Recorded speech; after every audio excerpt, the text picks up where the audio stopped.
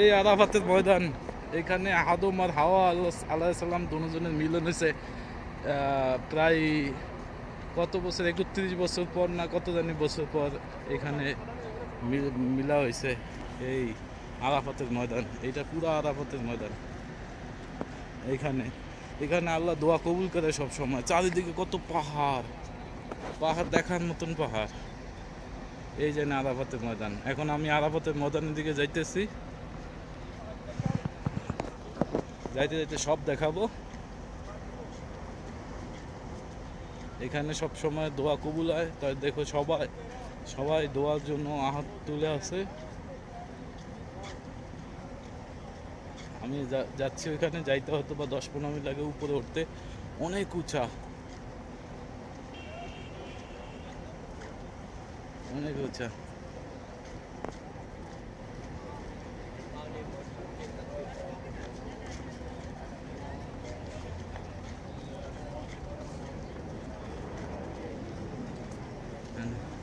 যাইতে আছি সবাই। আল্লাহ সবার যেন কবুল করে এখানে আসার জন্য।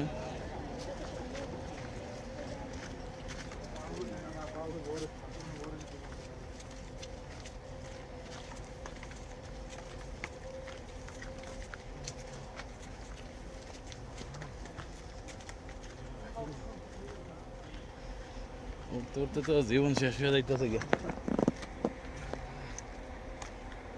তুমি কবুল খায় আমাদের আশা পূরণ করবে। কত পাহাড়,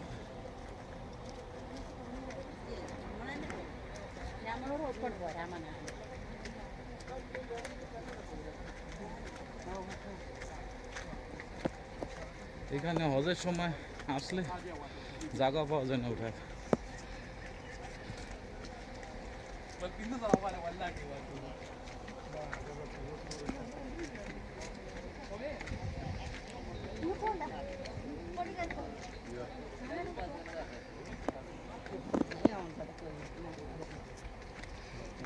কত বড় পাথর।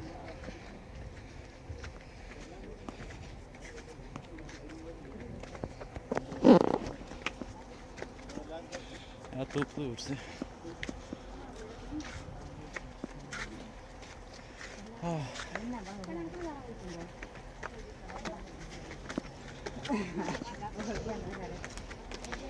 আল্লাহ সবাই আসার তৌফিক দান করুক।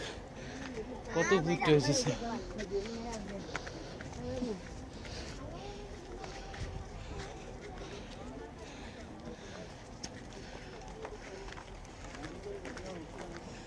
আরাফাতের ময়দানে চলে আসি।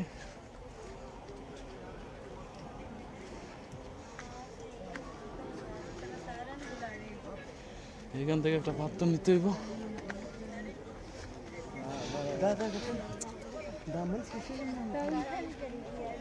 আল্লাহ সবাই কবুল করুক।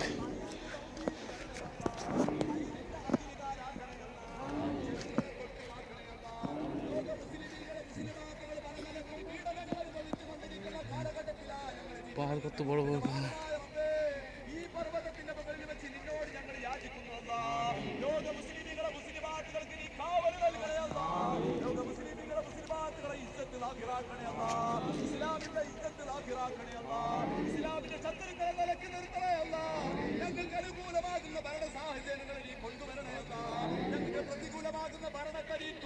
এগুলো আরাফাতের ময়দান।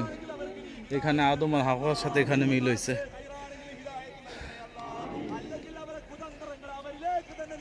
গন্ধম ফল খাওয়ার পর থেকে আল্লাহ তাদেরকে আলাদা করে ফেলছে।